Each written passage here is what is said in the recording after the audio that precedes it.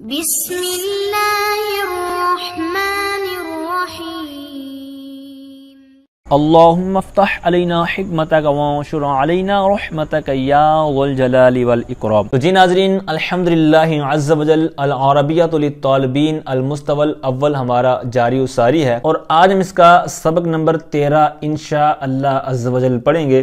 تو آج کے سبق کے اندر ہم مزید 2 مشقیں حل کریں گے، التدریب الرابع، اسی طرح التدریب الخامس۔ تو یوں جو الوحدۃ الاولیٰ کا پہلا سبق ہے الدرس الاول، تو یہ 13 اسباق کے اندر ہمارا کمپلیٹ ہو جائے گا۔ تو آئیے بلا تاخیر ہم اپنے سبق کی طرف بڑھتے ہیں۔ تو کہتے ہیں التدریب الرابع، چوتھی مشق، حول الجملۃ الفعلیۃ الی الجملۃ الاسمیۃ کما فی المثالین۔ کہتے ہیں کہ جملہ فعلیہ کو تبدیل کرو، جملہ فعلیہ کو بدلو جملہ اسمیہ کی طرف، جیسا کہ 2 مثالوں میں ہے۔ یعنی یہاں پر 2 انہوں نے مثالیں دی ہوئی ہیں، تو جملہ فعلیہ کی مثالیں ہیں، ان کو جملہ اسمیہ بنایا گیا ہے۔ تو بالکل سمپل آسان چیزیں ہیں، اور آپ نے صرف و نحو کچھ نہ کچھ تو پڑھی ہوئی ہے، تو اس لیے آپ اس کو بھی مد نظر رکھیں اور اسی کو یہاں پر فوکس کریں۔ تو یذهب خالد، اب یہاں پر جملہ فعلیہ کو جملہ اسمیہ بنانے میں تھوڑا سا آپ نے دھیان رکھنا ہے۔ وہ کون سا ہے کہ ایک تو یہ ہے کہ یذهب خالد جو مثال انہوں نے دی ہوئی ہے، یہاں پر جو اس کا فاعل ہے خالد، یہ سامنے موجود ہے۔ تو جب فاعل سامنے موجود ہو، اس میں ظاہر موجود ہو، تو وہاں پر پھر جو فعل ہوتا ہے اس کو مفرد ہی لاتے ہیں، جس طرح یہاں پر آپ دیکھ رہے ہیں۔ اب یہاں پر اگر اس سے ہٹ کر جمع بھی ہوتا تو یہاں پر پھر بھی یہاں پر اس نے مفرد ہی ہونا تھا، یذهب فعل نے۔ تو اب اس کو ہم نے جملہ فعلیہ سے جملہ اسمیہ کی طرف کنورٹ کرنا ہے۔ تو یہاں پر جو خالد ہے، جو اس کا فاعل بن رہا ہے، تو اس کو آپ شروع میں مبدا جب بنا دیں گے تو آٹومیٹکلی یہ جملہ اسمیہ ہو جائے گا۔ تو یہاں پر آپ آگے دیکھ بھی رہے ہیں کہ خالد یذهب، خالد جاتا ہے۔ تو اب دونوں صورتوں میں ترجمہ تو سیم ہی رہے گا، یذهب خالد، خالد جاتا ہے، خالد یذهب، خالد جاتا ہے۔ آگے ارجعوا، تو اب اس فعل کو، یہ واحد متکلم کا فعل ہے، تو اب اس کو کیسے بنائیں گے جملہ اسمیہ، کیونکہ یہ تو ہے ہی ایک صیغہ، تو اس کو کیسے بنائیں گے؟ کسی کے ذہن میں ہو سکتا ہے سوال ہے کہ اوپر تو چلو 2 چیزیں تھی، کہ ایک یذهب تھا، ایک ساتھ میں خالد تھا، تو اس میں سے تو ایک کو پہلے لے آئے، ایک کو بعد میں لے آئے، یعنی ان کی چینجنگ کر دی، تو یہ جملہ اسمیہ بن گیا۔ تو اب اس کو کیسے بنائیں گے؟ اس کو جہاں مرضی رکھیں گے تو یہ تو ارجی رہے گا۔ تو بات تو جی چلو ٹھیک ہے اس کی، لیکن اس کے اندر جو ضمیر ہے، تو اس طرح اس کے اندر بھی گویا کہ یہ 2 چیزیں ہیں، ایک ارجو ہے اور اس کے اندر ایک جو ضمیر ہے۔ اب اس صیغے پر غور کریں گے کہ بھئی یہ صیغہ ہے کون سا، تو اگر صیغہ نہیں پہچان پاتے تو پھر گردانیں یاد کرنی ہوں گی۔ ہر چیز کسی کے بتانے سے ہی پتہ چلے تو یہ ضروری نہیں ہے، کچھ نہ کچھ مرتبہ آپ کو بھی پیدا کرنا ہوگا۔ تو ارجعو یہ واحد متکلم کا صیغہ ہے، تو اس کے اندر جو ضمیر نکلے گی وہ انا ضمیر نکلے گی۔ تو اب اس ضمیر کو مقدم کر دیں گے۔ اب وہ ضمیر جو ہوتی ہے وہ آپ کو پتہ ہے کہ اسم ہوتی ہے، ضمیر جو ہوتی ہے وہ اسم ہوتی ہے، تو لہٰذا جب اس کو ہم نے اس کے اندر سے نکالا اور شروع میں لے آئے، تو اب یہ جو فعل شروع میں تھا، تو اب یہاں پر اسم ضمیر آنے کی وجہ سے یہ جملہ اسمیہ کے طور پر ہو جائے گا۔ تو لہٰذا ارجعو سے انا ارجعو، تو یہ جملہ اسمیہ کے طور پر ہے۔ تو اب ان کی اگر بندہ ترکیب کرے، ویسے تو یذهب فعل اور خالد یہ جو فاعل ہے، تو یہ جملہ فعلی ہو جانا تھا، اور جو دوسری ہم نے ترکیب بنائی خالد یذهب، تو یہاں پر خالد مبدا اور یذهب فعل، اس کے اندر ہوا ضمیر جو خالد کی طرف راجع ہے، تو وہ فاعل ہو جائے گا۔ تو فعل فاعل سے مل کر جملہ فعلیہ ہو کر اب اس کی خبر بنے گا خالد مبدا کی، ٹھیک ہے۔ تو اسی طرح ارجعو، تو یہ فعل ہے اور اس کے اندر انا ضمیر جو فاعل ہے، تو یوں فعل فاعل مل کر جملہ فعلیہ، اور اگلی جو ترکیب ہے انا ارجعو، تو یہاں پر بھی سیم اسی طرح انا مبدا ارجعو فعل، تو اس کے اندر جو ضمیر ہوگی وہ فاعل، تو یہ فعل فاعل مل کر جملہ فعلیہ ہو کر پھر انا مبدا کی یہ خبر بنے گا۔ آگے تعود فاطمہ الی البیت، تو اب یہاں پر آپ فاطمہ کو اٹھا کر شروع میں لے آئیں، تو فاطمہ تعود الی البیت، فاطمہ گھر کی طرف آ رہی ہے یا لوٹ رہی ہے یا لوٹتی ہے۔ تو آگے ہے یستمع الطلاب الی الدرس، تو یستمع کہتے ہیں غور سے سننا، اس طرح قرآن پاک میں بھی ہے نا کہ اذا قرئ القرآن فاستمعوا، یعنی جب قرآن پاک کی تلاوت کی جائے تو تم توجہ کے ساتھ سنو، مطلب جب امام صاحب قرات کر رہے ہوں تو پیچھے آپ قرات نہ کرو بلکہ تم توجہ کے ساتھ سنو اور خاموش رہو۔ تو بہرحال غور سے سننے کے معنی میں یہ استماع لفظ استعمال ہوتا ہے یستمع۔ تو اب یہاں پر یستمع الطلاب الی الدرس کہ طلبہ اسٹوڈنٹس سبق کو توجہ کے ساتھ سنتے ہیں، توجہ کے ساتھ سماعت کرتے ہیں۔ تو اب یہاں پر جب اس کو ہم بنائیں گے جملہ اسمیہ، تو اس کے اندر جو الطلاب ہے اس کو ہم شروع میں لے جائیں گے۔ تو اب جب شروع میں لے کے گئے تو الطلاب یستمع ہو گیا۔ اب تھوڑا سا غور کرنا ہوگا کہ اب یہ جو یستمع صیغہ ہے یہ تو ہے مفرد کا، اور الطلاب ویسے جو یستمع الطلاب الی الدرس یہ تو چلو ٹھیک تھا، جس طرح میں نے شروع میں عرض کر دیا کہ جو فاعل ہے وہ اگر سامنے موجود ہے، جس طرح یہاں پر بھی موجود ہے، تو اب فعل جو شروع میں ہے وہ مفرد ہی آئے گا، جس طرح یہاں یستمع مفرد موجود ہے۔ ہاں اگر ہم اس کی چینجنگ کریں گے، جس طرح اسمیہ بناتے وقت کریں گے کہ الطلاب یستمع، تو اب جب الطلاب کو شروع میں لے اور یستمع اس کے بعد لے آئے، اس کو بعد میں کر دیا، تو اب یہاں پر جو الطلاب ہے یہ مبتدا بن گیا اور یستمع بن رہا ہے اس کی خبر۔ تو اب یہاں پر ایک قاعدہ آپ نے جو ابھی ریسنٹلی پڑھا ہوگا کہ جو مبتدا ہے تو وہ عاقل ہے یا غیر عاقل ہے۔ اب یہاں پر ہے الطلاب شروع میں لے کے آئیں گے، تو اب جو طلبہ ہوتے ہیں یہ عاقل ہوتے ہیں۔ تو اب اس کے اندر ایک اصول آپ نے وہی جو پڑھا ہوا اس کے دو حصے ہیں، اس میں سے ایک یہاں پر جاری ہوگا کہ مبتدا عاقل کی جمع مکسر ہو، تو یہاں پر بھی یہ جمع مکسر ہے، تو مبتدا عاقل کی جمع مکسر ہو تو اس کی جو خبر ہے تو وہ دو طرح آ سکتی ہے، یا تو آپ جمع مذکر لے آئیں تو یا پھر واحد مؤنث کے طور پر لے آئیں۔ تو اب یہاں پر الطلاب یستمعون بھی چل جائے گا، تو اس طور پر یہ جمع مذکر ہو جائے گا، اور اگر اس کو آپ واحد مؤنث کے طور پر لے آئیں تو وہ اس معنی میں ہو جائے گا کہ جمع الطلاب یہ جمع مکسر ہے، تو اس حساب سے تو بہرحال اس قاعدے کے طور پر اس کو دونوں طرح لا سکتے ہیں کہ الطلاب یستمعون یا الطلاب تستمع الی الدرس۔ ٹھیک ہے، امید کرتا ہوں یہ آپ کو سمجھ آ گیا ہوگا، نہ آیا ہو تو پھر بھی ان کے اصول و ضوابط جو آپ نے مبتدا خبر جملہ اسمیہ اور جملہ فعلیہ کے طور پر پڑھے ہیں تو ان کو ایک دفعہ دہرا لیجئے گا۔ تو آگے یحلل رجان صرفیا، یحلل کہتے ہیں حل کرنا، یا جس طرح ہمارے ہاں جو اس کا جو ایک تعبیر استعمال ہوتی ہے جو ہم پڑھتے پڑھاتے ہیں تو وہاں پر ہے کہ صرفی تحقیق کرنا، تو ریان صرفی تحقیق کرتا ہے یا صرفی تحقیق کر رہا ہے۔ اب صرفی تحقیق کیا ہوتی ہے یہ آپ کو بتانے کی حاجت نہیں ہے کہ مثال کے طور پر کوئی صیغہ ہے، جس طرح یہاں پر مثال کے طور پر ارجیو کے والے سے کوئی صرفی تحقیق کرتا ہے تو اس کے اندر وہ سارا صیغہ بتائے گا۔ ٹھیک ہے، اس کے اندر جو چیزیں بتائی جاتی ہیں وہ آپ چارٹ کے اندر بھی دیکھ رہے ہوں گے، تو یہ ساری چیزیں بیان کی جاتی ہیں۔ اچھا جی، اب آگے ہے، اب اس کو بنائیں گے مبتدا جملہ اسمیہ، تو اب رجان کو شروع میں لے جائیں گے تو رجان یحلل صرفیا، تو اس انداز میں بن جائے گا۔ اچھا، آخر میں ہے تغسل سلمى الاتباع، سلمہ یہ نام ہے لڑکی کا، تو اب یہ سامنے موجود ہے، اس کا جو فاعل ہے تغسل کا، تو اس لیے اس کو جو ہے فعل جو ہے وہ مفرد ہی لے کے، اور پھر یہ سلمہ مؤنث ہے تو اس بنا پر صیغہ بھی مؤنث کا لے کے، تو بہرحال تغسل سلمى الاتباع، طبق کی جمع ہے اتباع، اس کے بھی بہت سے معنی ہیں۔ پلیٹیں جو آپ دیکھ رہے ہیں تصویر کے اندر بھی، تو پلیٹیں بھی اس کا معنی آتا ہے ڈش، ٹرے، اسی طرح باؤل، ٹھیک ہے، اسی طرح اور بھی بہت سے معنی اس کے اپنے اپنے زبانوں کے اندر معروف و مشہور ہوتے ہیں۔ تو بہرحال سلمہ پلیٹیں دھوتی ہے یا دھو رہی ہے یا مانج رہی ہے، جس طرح ہمارے یہاں بولا جاتا ہے۔ آگے آئیے، کہتے ہیں اشاہدو قناۃ مدنی، تو اب یہ آپ کے لیے بہت زبردست نیا معنی ہوگا۔ اشاہدو مشاہدہ کرنا، لیکن یہاں پر ہے دیکھنے کے معنی میں، تو اشاہدو میں دیکھتا ہوں یا دیکھ رہا ہوں، قناۃ مدنی، قناۃ کہتے ہیں چینل کو، تو کہتے ہیں میں مدنی چینل دیکھ رہا ہوں یا دیکھتا ہوں، لیکن یہ چونکہ ابھی فی الحال دیکھ رہا ہے تو اس لیے یہاں پر دیکھ رہا ہوں ترجمہ مناسب رہے گا۔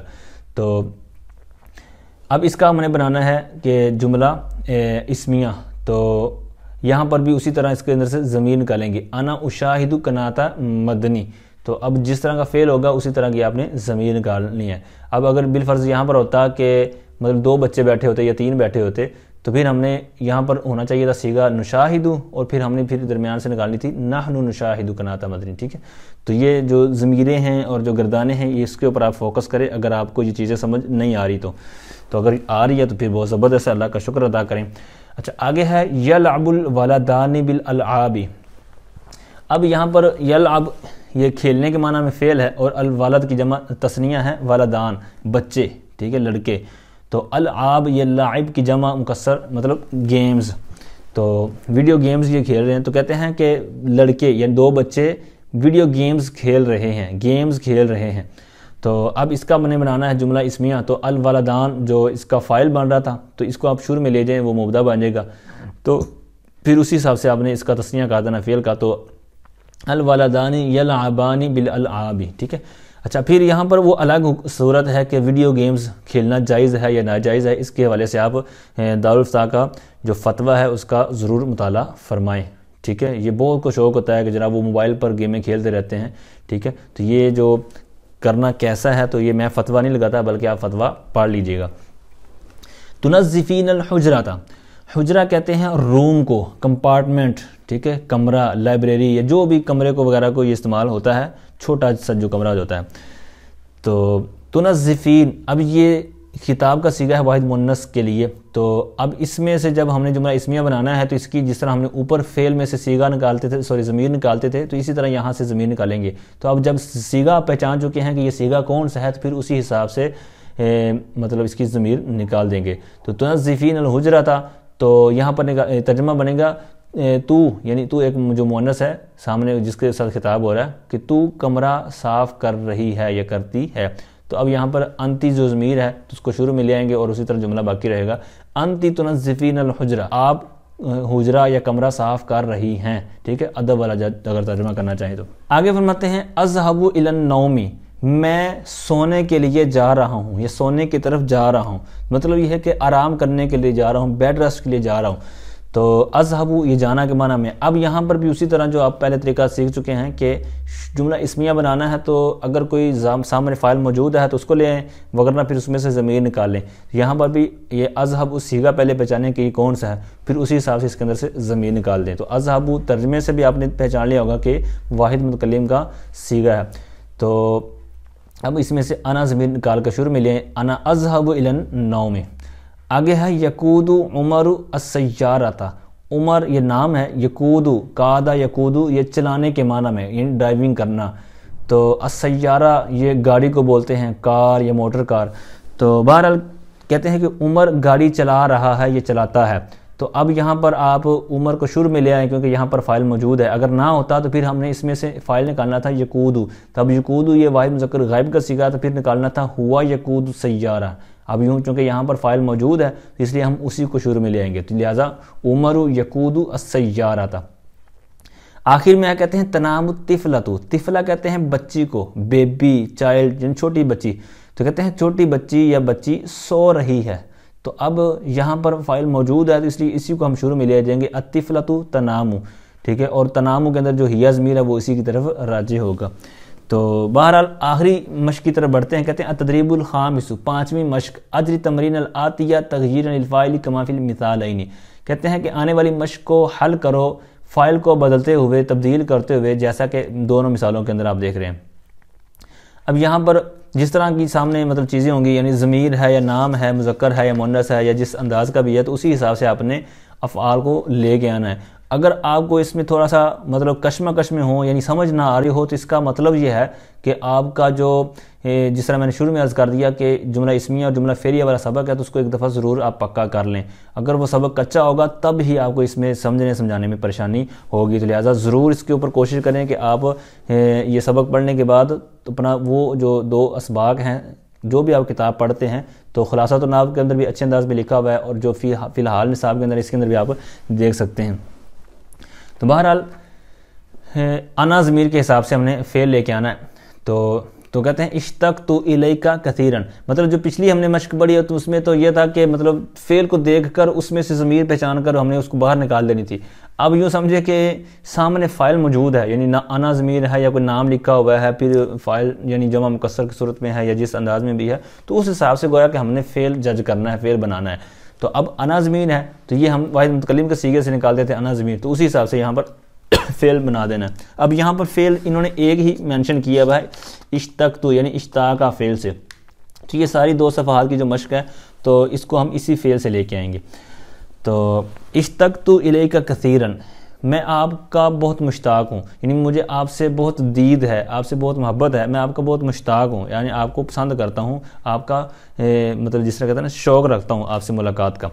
تو آگے ہے عثمان، تو اب عثمان یہ اسم ہے، نام ہے، تو یہ نام جو ہوتا ہے وہ غائب کے مرتبے میں ہوتا ہے، منزلے میں ہوتا ہے. تو یہاں پر جو صیغہ آئے گا وہ غائب کا آئے گا، یعنی نہ تو متکلم کا آئے گا نہ خطاب کا آئے گا. تو لہٰذا اشتاق عثمان الیک کثیرا، ٹھیک ہے، ترجمہ ان کا سیم ہی رہے گا. تو ترجمے کے اوپر آپ فوکس کریں کہ عثمان تیرا بہت زیادہ مشتاق ہے. تو آگے ہے نحنو. تو اب نحنو کا ترجمہ کیا ہے، یہ کون سی ضمیر ہے، پھر اسی حساب سے آپ دیکھ لیں کہ ایسی ضمیر کس صیغے میں پائی جاتی ہے. ٹھیک ہے، تو نحنو کا مطلب ترجمہ ہے ہم.